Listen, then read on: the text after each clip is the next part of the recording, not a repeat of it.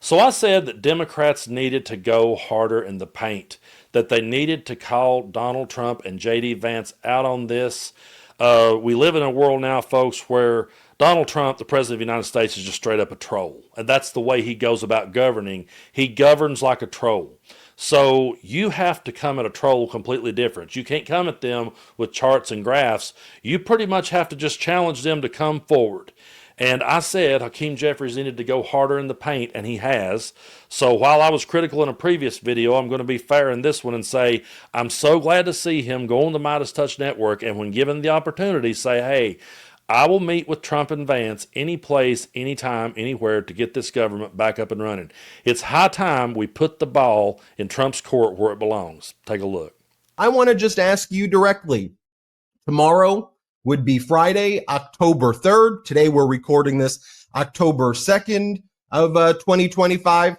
Are you willing to meet with Vice President J.D. Vance, Donald Trump, and Senate Majority Leader Thune in public before the press at the Capitol building tomorrow? Are you willing to tell him that right now in front of the world that you are ready? I know you were ready to do that before. That you're ready to do it again in front of the press this time. Absolutely. Anytime, any place. And we want to make sure that it's fully transparent. So we should absolutely do it in public so we can air out our positions. And they're hiding because they know their positions are indefensible. This is a Trump Republican shutdown. And it's part of what we've seen from them in terms of unleashing extremism from the very beginning of this presidency. This may be day 2 of the Trump shutdown. It's, I think, day 256 of the chaos that Donald Trump has unleashed on the American people. So in response to that clip of J.D. Vance that I just played, so there's no ambiguity out there, Democratic leader Jeffries is saying to Donald Trump, to Senator Thune, to J.D. Vance, show up at the Capitol building today or tomorrow. We're going to do this in front of the press. And let's address these issues in front of the American people like the American people want to hear. I guess we'll have to wait for their response, Leader Jeffries, but that's your position right now, correct? That's my position. And we'll even let Mike Johnson into the meeting as well. MAGA Mike Johnson, you're invited to the meeting as well. All right. That's what we need to see more of, and we would love to see them show up and actually talk with Hakeem Jeffries and bring their points because, folks, if they actually had to bring them on camera in front of Jeffries and in front of the American people, their whole narratives would completely fall apart. It only works when they go into their echo chambers and shout it on Fox News. It only works when their MAGA influencers just yell it to the rooftops, but they're lying. When they say that Democrats are wanting to give health care to illegal immigrants, that's not the case at all. We're not wanting to see Americans lose their health care. We're not wanting to see their premiums go up. All these ridiculous conspiracy theories that they're throwing at the wall, they only stick when they can get inside their echo chamber and bounce it around. When they step out of that echo chamber and out of that bubble and over into the real world, their ideas fall apart. So that's why I do believe that's what we should see. And really, both sides of this issue should want to see this. We definitely should, because we know that their ideas will fall apart. And here's the thing. If Republicans are so sure of themselves, then their ideas should hold water, shouldn't they? I mean, shouldn't they be able to get up there on the world stage in front of the cameras against the opponent and make it all make sense? But they know deep down that they can't. I'm sure somewhere there's a MAGA troll saying, oh man, they would own him. Well, the best they would do is just come at him with some AI memes, come at him with some racist garbage. That's about all they could do. But if they were held to the facts, if they were held to the truth, if they were asked to provide evidence, they wouldn't be able to do it. Something else they can't provide any evidence for is how well that everything is going these days, because it's not. They live in an alternate reality where they love to sit here and, say that, oh, everything's wonderful. I played the clip the other day of Trump. Oh, it's the best economy ever. And then Vance the same day was going, oh, it's still, people can't afford nothing. So they can't get their shit together. Their ideas fall apart when it's under a microscope and when it's in front of the American people. But I was glad to see Hakeem Jeffries here pointing this out. They lied. They lied about these things. Things aren't better. The promises they made on the campaign trail, they're breaking. We've got to keep calling this out. Take a look. Understand something, Chad. Donald Trump and Republicans spent all of last year promising that they were going to lower the high cost of living. They also spent all of last year running away from Project 2025, acting like Project 2025 didn't exist. But what have they been doing this year? This year, they've done nothing. Zip, zero. Stingy with De Niro. Nothing to lower the high cost of living for everyday Americans, while at the same period of time implementing and unleashing Project 2025. Now all of a sudden, Donald Trump admits it was his project all along. He just did it earlier today. Yeah, and just a reminder of him admitting that he's now full throttle behind Project 2025. Here it was.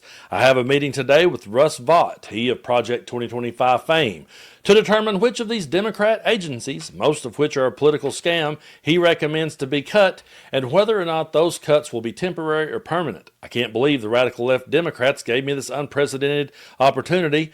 They're not stupid people, so maybe this is their way of wanting to quietly and quickly make America great again. So yeah, Trump did absolutely nothing.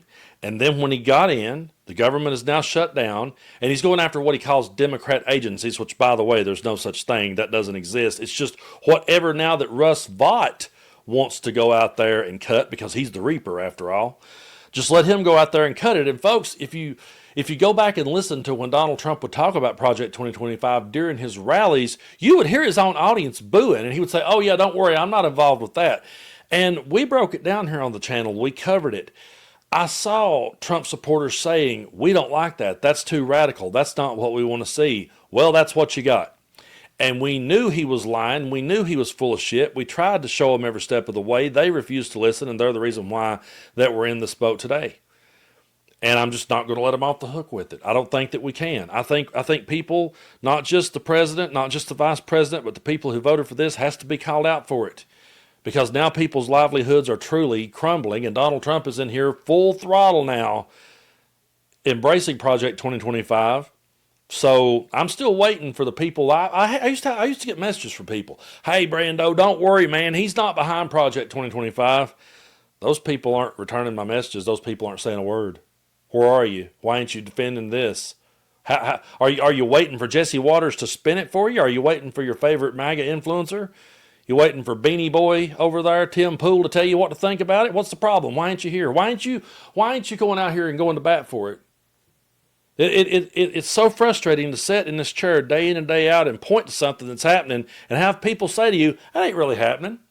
And then it happens, and then they go ghost, and they don't come back until someone tells them how to spin it. That's where we're at.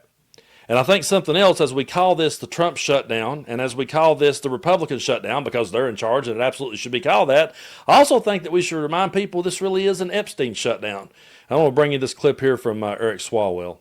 In some ways, you can call this an Epstein shutdown, because we had many, many months to avoid the shutdown by negotiating with Republicans to avoid it. Thursday, Castro Valley Congressman Eric Swalwell alleged the government shutdown is an excuse for the Trump administration to delay releasing the Jeffrey Epstein files. But what did Republicans do? During the summer, something I've not seen in my 13 years in Washington, they ended the summer early by 2 weeks to send us home to avoid votes on releasing the Epstein files. Swalwell says the shutdown will have real consequences, impacting air traffic controllers, U.S. troops, and the healthcare system. The big, brutal bill took 2 million Californians off their healthcare. It closed rural hospitals. It didn't kill cancer, it killed cancer research. Democrats are demanding funding for healthcare subsidies set to expire at the end of the year under the Affordable Care Act, a move they say could drive up premiums for millions nationwide. The party in charge is the party responsible. So if he can get his head in the game and come to the negotiating table and be the great negotiator that he thinks he is, we can get out of it. He's right. The party in charge is the party responsible. And yeah, I think they're going to keep it shut down. I don't like making predictions. I know everybody wants to see it back up and running, but I really do believe they're using this as a time to bring Project 2025 full throttle and go ahead and push as much of it through as they can. They do not care about the American people. They never cared about their voters. They played their voters, and they played them into believing that when they got in there, they was going to expose the deep state. But instead, they're delaying that. They're stopping that from happening. They're going to bat and they're protecting pedophiles. And so, to everyone that said he ain't got nothing to do with Project 2025, and to everyone who said he's going to drain the swamp and expose the deep state, he has now owned up to Project 2025, and he is now the deep state. And it's on the people that put him in power.